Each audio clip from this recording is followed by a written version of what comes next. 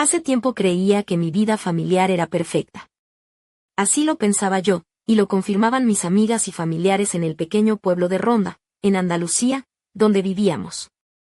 Yo, María Ángeles, era una pintora con cierto renombre local. Mis cuadros decoraban casas y oficinas, y muchos empresarios y funcionarios de la zona se sentían orgullosos de tener al menos una de mis obras. Mi marido, Enrique, era un hombre de negocios respetado, con una habilidad nata para los números y la negociación. Parecía que nada podría romper esa armonía que nos rodeaba, esa imagen de pareja modelo que proyectábamos ante todos. Siempre confié en Enrique sin reservas. Nunca pensé que pudiera ser capaz de una traición.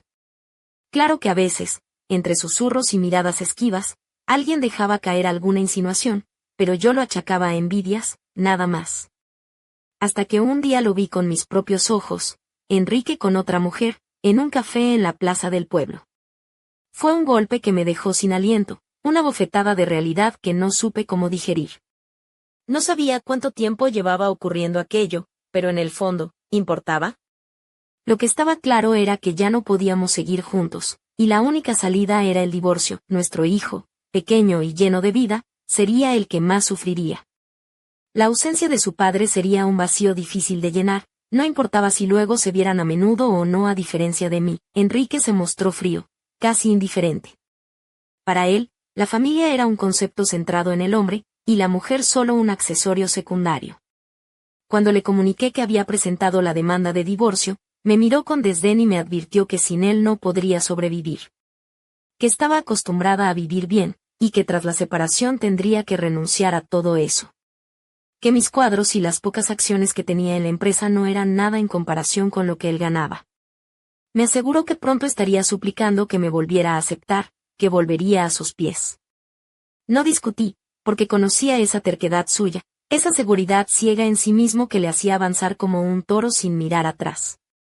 Y cuando un plan fallaba, nunca admitía culpa propia. Cada día hasta la vista judicial fue una tortura. Intentaba retomar mi pintura, terminar un paisaje que había comenzado semanas atrás, pero era imposible plasmar en el lienzo lo que sentía. Antes, cuando hacía bocetos a orillas del río Guadalquivir, la inspiración fluía con naturalidad.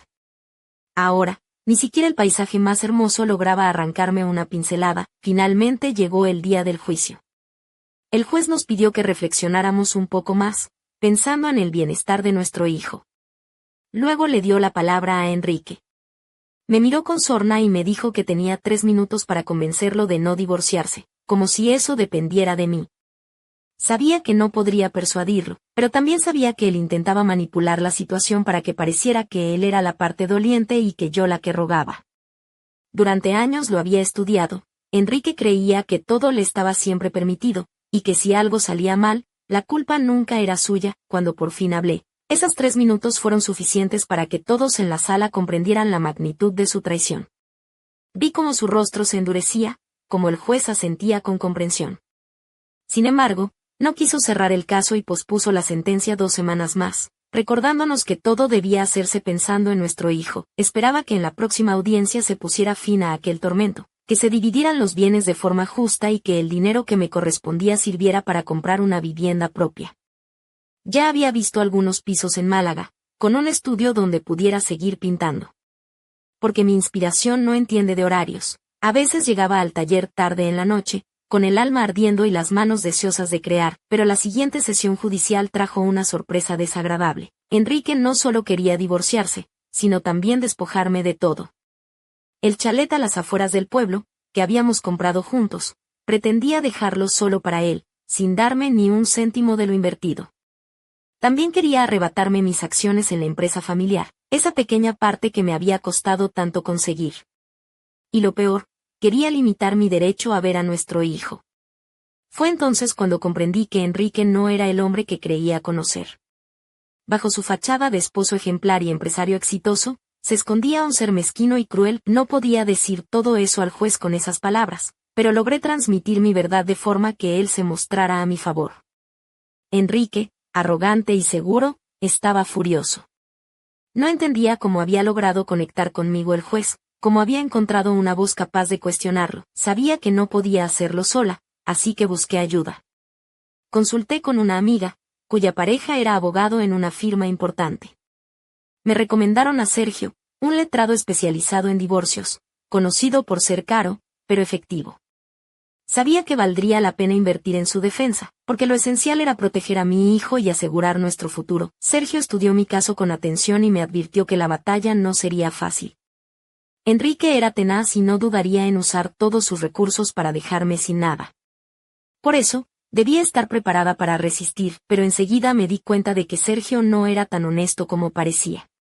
Sus respuestas evasivas, sus largas conversaciones que parecían no ir a ninguna parte, me hicieron sospechar.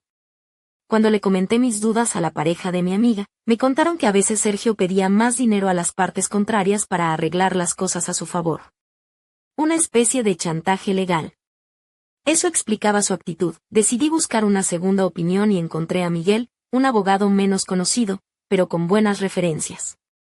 Tras contarle todo, me dijo que me estaban engañando, que Sergio solo quería que perdiera el caso para seguir cobrando. Miguel aceptó llevar mi defensa y, para mi sorpresa, lo haría gratis. Con Miguel a mi lado, las cosas cambiaron. Se movía con una energía que Sergio ni soñaba. Descubrió secretos oscuros de Enrique que yo solo podía imaginar, conexiones con negocios turbios, amantes ocultas y operaciones arriesgadas que ponían en peligro todo lo que habíamos construido. Entre esas amantes, recordé a Clara, la mujer que había visto con Enrique aquel fatídico día.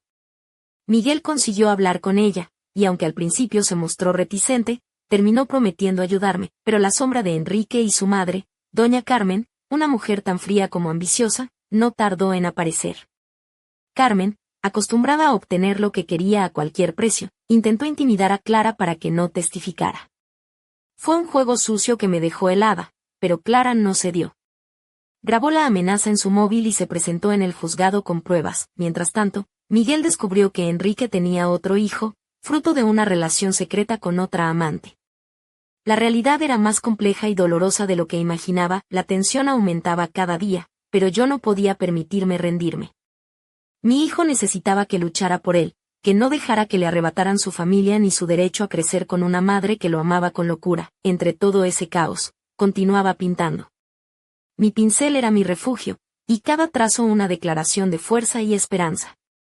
Mi vestido de lino blanco, ligeramente entallado, rozaba mis caderas mientras me movía por el taller. Mis zapatos de tacón bajo, cómodos para largas horas de pie. Un collar sencillo de plata colgaba en mi cuello, y el aroma suave de mi perfume preferido envolvía la atmósfera, como un abrazo invisible que me mantenía firme. Este era solo el comienzo de una batalla que pondría a prueba todos mis límites, pero estaba lista para pelear. Porque a veces, la vida se pinta con colores intensos y contrastados, y en medio del lienzo más oscuro, uno debe encontrar su propia luz, y yo estaba decidida a brillar.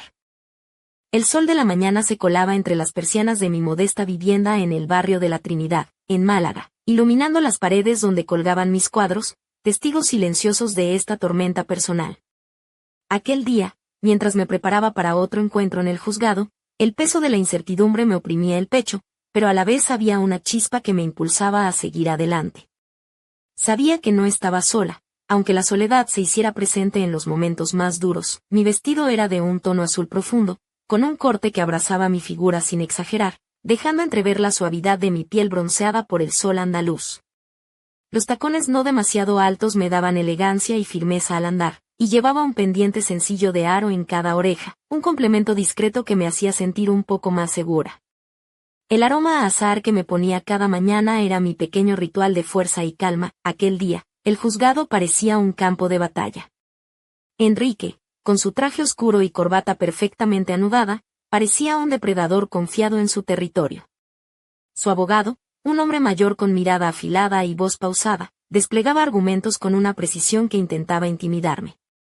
Pero yo tenía a Miguel a mi lado, joven y apasionado, con un brillo en los ojos que demostraba que no se rendiría. La sesión comenzó con la ausencia de Clara, la testigo clave que Miguel había logrado convencer.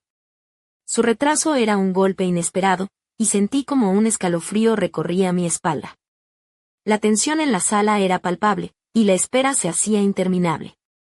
Mientras tanto, observaba a Carmen, la madre de Enrique, Sentaba con esa expresión impasible que parecía esconder un veneno lento y constante. Apenas pude disimular mi frustración cuando finalmente Clara apareció, algo agitada por el tráfico en las estrechas calles del centro. Su presencia cambió el ambiente. Sus palabras, firmes y cargadas de verdad, desmontaron poco a poco la fachada que Enrique y su madre habían construido. Relató las mentiras, los regalos falsos y las promesas rotas, y como Enrique usaba a nuestro hijo como moneda de cambio, sentí una mezcla de alivio y rabia, porque aunque aquella batalla legal parecía que por fin tomaba un rumbo justo, la guerra personal apenas comenzaba. En los días siguientes, el teléfono no dejaba de sonar. Entre llamadas de amigos, abogados y clientes interesados en mis cuadros, llegó la sorpresa que cambió todo. La administración local quería comprar 3 de mis pinturas para decorar el ayuntamiento. La oferta era generosa, tanto que hasta me hizo dudar de si era real. Pero la alegría que sentí fue efímera, porque sabía que el dinero ayudaría a costear el tratamiento de Antón, nuestro hijo, y a asegurar un techo para los dos. Mientras firmaba los papeles en el Museo Municipal, mis manos temblaban ligeramente, no solo por la emoción, sino también por la presión de todo lo que estaba en juego. La directora del museo, una mujer elegante con gafas de pasta negra, me felicitaba con una sonrisa cálida que parecía un oasis en medio del desierto. De vuelta en casa, me refugié en mi taller. El lienzo en blanco me esperaba, como un desafío silencioso. Me puse el delantal que había heredado de mi madre, con algunas manchas de pintura que contaban historias de noches sin dormir y días de inspiración. Me senté frente al cuadro y dejé que mis dedos trazaran las primeras líneas, como si cada pincelada fuera un acto de resistencia, pero no todo era lucha y sufrimiento. Miguel, con su sonrisa franca y ese aire de ingenuidad calculada, comenzó a abrirse conmigo. Sus palabras eran un bálsamo para mi alma cansada, y aunque en un principio nuestra relación fue profesional, poco a poco se fue tejiendo un vínculo de complicidad y apoyo. Sus manos, firmes y cálidas, me daban la sensación de que, quizás, podía haber un futuro más allá de esta tormenta. Una tarde, mientras trabajaba en un paisaje que capturaba la luz dorada del atardecer en la sierra, sentí que la inspiración regresaba con fuerza. Mi vestido de algodón suave, ligeramente descuidado por las horas que pasaba en el taller, se pegaba a mi piel por el calor. Mis pies descalzos tocaban el suelo frío, y en ese momento, entre los olores a pintura y madera vieja, entendí que estaba renaciendo, pero la calma fue breve. Una llamada inesperada me alertó de que Enrique había sido detenido por la policía. Al parecer, una investigación revelaba que sus negocios no eran tan limpios como aparentaban, y que algunas de las obras de arte que tenía en su poder habían sido robadas. La noticia me dejó sin aliento. Por un lado, sentí una extraña justicia, pero también miedo por lo que eso podría significar para la estabilidad de Antón. Fui citada en la comisaría para identificar una de las pinturas encontradas. El cuadro era una copia perfecta de uno antiguo, y al examinarlo, recordé los días en que experimentaba con ese estilo, mucho antes de dedicarme solo a paisajes. La policía me interrogó con insistencia, buscando pistas sobre el origen de la obra y el paradero del original. Sentí que me querían arrastrar al centro de un juego oscuro que no era mío. Miguel estuvo conmigo en todo momento, protegiéndome con su presencia y su voz firme. Su apoyo me permitió mantener la calma, aunque por dentro el miedo crecía. En una de esas visitas al hospital donde Antón recibía tratamiento, conocí al doctor León, un hombre reservado con ojos intensos que parecían esconder una tristeza profunda. Su dedicación a mi hijo me conmovió, y poco a poco, entre consultas y conversaciones, sentí que también él comenzaba a fijarse en mí. Su presencia era un contraste con la frialdad de Enrique y la lucha constante que vivía. Me sorprendí a mí misma deseando que esas miradas y silencios se convirtieran en algo más. Aunque sabía que no podía permitirme distracciones, el tiempo pasaba, y aunque las batallas legales seguían, encontré en la pintura y en las pequeñas victorias diarias un refugio. El amor por mi hijo y la esperanza de un futuro mejor me daban fuerzas para seguir adelante, para pintar con pasión y para enfrentar cada día con la determinación de quien sabe que, a pesar de todo, todavía queda mucho por vivir y por sentir, pero en el fondo, una sombra persistía. Una llamada anónima, una carta sin remitente, un susurro en la oscuridad que me advertía que la historia no había terminado aún, que las piezas de este juego oscuro aún estaban por moverse, y que mi vida, mi libertad y mi amor por Antón estarían en juego más de lo que podía imaginar, y así, entre luces y sombras, pinceles y lágrimas, me preparaba para lo que vendría. consciente de que esta batalla apenas era el principio de un camino lleno de sorpresas, donde nada sería lo que parecía. Los días siguientes fueron un torbellino de emociones y acontecimientos que parecían sacados de una novela de misterio. En el tranquilo pueblo de Nerja, donde había buscado refugio y paz, la realidad me golpeaba sin piedad. Mi rutina se había convertido en una secuencia frenética de visitas al juzgado, reuniones con abogados y consultas médicas para Antón. Pero, a pesar de todo, no podía dejar de sentir que algo más oscuro y profundo se estaba cocinando a mi alrededor. El frío del otoño empezaba a colarse en las calles empedradas y yo, envuelta en un abrigo de lana gruesa color burdeos, caminaba con paso firme hacia la oficina de mi joven abogado, Alejandro. Su despacho, pequeño pero ordenado, olía a libros viejos y café recién hecho. Allí, entre papeles y expedientes, compartíamos estrategias y esperanzas. Alejandro, con su barba incipiente y camisa de cuadros arremangada, me inspiraba una confianza que no sabía que necesitaba. No solo era un profesional dedicado, sino alguien que parecía comprender la profundidad de mi dolor y mis miedos. A veces, cuando me perdía en pensamientos oscuros, sus palabras eran como un faro en la niebla. Mi vestido de algodón beige, sencillo pero elegante, se ceñía a mi cintura, dejando entrever mi figura sin exagerar. Mis zapatos de cuero marrón, gastados por el uso, me anclaban a la realidad mientras mi mente volaba entre recuerdos y esperanzas. Un collar de plata con un pequeño colgante en forma de luna completaba mi atuendo, un amuleto que siempre llevaba conmigo. La batalla legal seguía su curso, y cada audiencia era un duelo de voluntades. Enrique, con su sonrisa fría y calculadora, intentaba minar mi credibilidad y mis derechos como madre. Pero yo no estaba dispuesta a ceder. Sabía que el futuro de Antón dependía de mi fuerza y mi determinación. Una tarde, mientras revisábamos documentos, Alejandro me sorprendió con una noticia inesperada. Había descubierto que doña Carmen, la madre de Enrique, estaba involucrada en una red que manipulaba evidencias y presionaba testigos para favorecer a su hijo. La revelación me dejó sin aliento. Aquella mujer, que siempre había aparentado ser una matriarca protectora, era en realidad la mente maestra detrás de muchas sombras que se cernían sobre nuestra familia. Decidimos actuar con cautela, recopilando pruebas y testimonios que pudieran desenmascararla sin poner en peligro a quienes nos ayudaban. La tensión crecía, pero también lo hacía mi coraje. En medio de esta tormenta, la salud de Antón mejoraba lentamente gracias al tratamiento. Cada sonrisa suya era un rayo de luz que iluminaba mis días más oscuros. En las noches, cuando lo arropaba y sentía su respiración tranquila, juraba protegerlo de todo mal, aunque el mundo entero conspirara en nuestra contra. Mi taller de pintura se convirtió en mi santuario. Allí, entre lienzos y colores, encontraba la fuerza para seguir luchando. Una noche, mientras trabajaba en un retrato inspirado en el rostro sereno de Antón, sentí una presencia cálida a mi lado.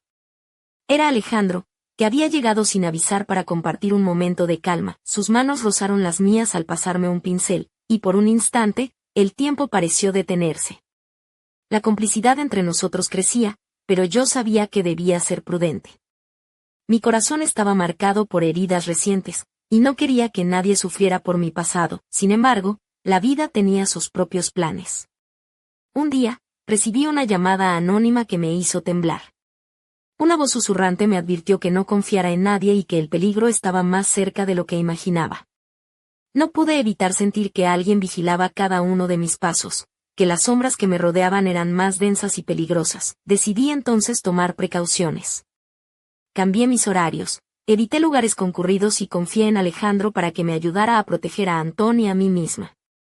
Pero la paranoia comenzaba a hacer mella en mi espíritu. Una noche, mientras cerraba la puerta de casa, noté una figura que se alejaba entre las sombras de la calle. Mi corazón se aceleró, y aunque intenté convencerme de que era solo mi imaginación, sabía que no podía bajar la guardia. En ese momento comprendí que mi vida había cambiado para siempre. Lo que comenzó como una traición personal se había transformado en una red de mentiras, amenazas y secretos que amenazaban con destruir todo lo que amaba, pero también entendí que no estaba sola. Tenía a Alejandro, a Antón y a mi arte, que era más que una pasión. Era mi voz, mi escudo y mi esperanza. Mientras la noche envolvía Nerja y las luces titilaban a lo lejos, me preparaba para enfrentar lo que viniera. Porque en esta historia, aunque el dolor y la oscuridad quisieran dominar, siempre hay lugar para la luz, para la lucha y para el amor, y así, con el corazón en llamas y la mirada fija en el horizonte, Supe que estaba lista para escribir el próximo capítulo de mi vida. Uno que nadie podría borrar ni oscurecer. Porque a veces, las cicatrices son la prueba de que hemos sobrevivido y estamos listas para renacer. Pero justo cuando creía tener todo bajo control, una sombra aún más oscura se acercaba sigilosa. Lista para romper el frágil equilibrio que había construido. El misterio estaba lejos de resolverse, y yo, María Ángeles, estaba decidida a descubrir qué secretos ocultaba la oscuridad antes de que fuera demasiado tarde. La llegada del invierno trajo consigo un aire frío y cortante que atravesaba las calles estrechas de Almuñécar, el pueblo donde me había refugiado temporalmente para alejarme del ruido y las miradas inquisitivas. Mi vida, que antes parecía dibujarse en suaves tonos pastel, ahora se había tornado en un lienzo de contrastes intensos, donde la luz y la sombra luchaban por dominar cada escena. Esa mañana, me vestí con un abrigo camel que acariciaba mi piel como un susurro de protección.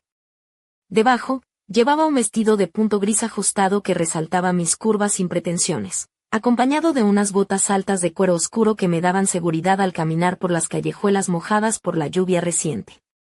Un pañuelo de seda color vino rodeaba mi cuello, y mis labios lucían un rojo intenso, pequeño acto de rebeldía y poder en medio del caos. El frío no lograba congelar la determinación que ardía en mi interior. Cada paso que daba hacia el despacho de Alejandro me hacía sentir más fuerte, más dueña de mi destino. Él me esperaba con una sonrisa alentadora. Sus ojos reflejaban una mezcla de preocupación y esperanza que me reconfortaba. Las últimas noticias judiciales eran alentadoras. La jueza había rechazado la mayoría de las pretensiones abusivas de Enrique, y se había confirmado que Antón permanecería bajo mi custodia. Pero la batalla no había terminado. La sombra de doña Carmen seguía al acecho, y su influencia parecía extenderse como un veneno silencioso. Mientras Alejandro repasaba algunos documentos, mi mente divagaba hacia la pintura que había comenzado la noche anterior. Un cuadro que representaba un atardecer sobre el mar, con tonos cálidos y vibrantes, como un símbolo de renacimiento y esperanza. Sentí la necesidad de volver a mi taller, ese santuario donde los colores hablaban por mí y las formas daban sentido a mis emociones. Sin embargo, antes de salir, recibí una llamada que heló mi sangre. Una voz masculina, grave y distante, me advirtió que dejara de entrometerme en asuntos que no me correspondían. Que el precio sería alto si no obedecía. Colgué con el corazón latiendo a 1000 por hora.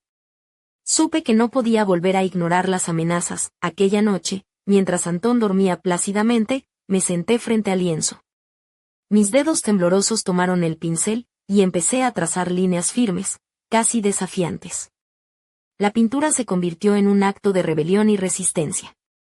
El aroma a óleo y trementina impregnaba el aire, mezclándose con el perfume suave que llevaba puesto, una fragancia con notas de jazmín y madera que me hacía sentir viva. En ese instante, comprendí que mi lucha no solo era por justicia, sino por recuperar mi propia identidad, esa que Enrique había intentado borrar con su traición y engaños. Al día siguiente, al salir de la clínica donde llevábamos a Antón para sus revisiones, me encontré con una figura inesperada, Ismael, un viejo amigo de la Facultad de Bellas Artes, que ahora trabajaba como restaurador en el museo local. Su sonrisa franca y ojos cálidos fueron un bálsamo para mi alma cansada. Ismael me habló de una exposición que se preparaba en Granada, dedicada a artistas contemporáneos que mezclaban tradición y modernidad. Me sugirió que presentara algunas de mis obras, una oportunidad para dejar atrás las sombras y mostrar al mundo quién era realmente. La idea me llenó de entusiasmo y miedo a partes iguales. ¿Sería capaz de enfrentarme a ese escenario? ¿Podría transformar el dolor en belleza y fuerza? Mientras caminábamos juntos por el paseo marítimo, la brisa acariciaba mi cabello y el sol jugaba entre las nubes, sentí que, a pesar de todo, la vida aún tenía sorpresas guardadas para mí, pero la paz fue efímera.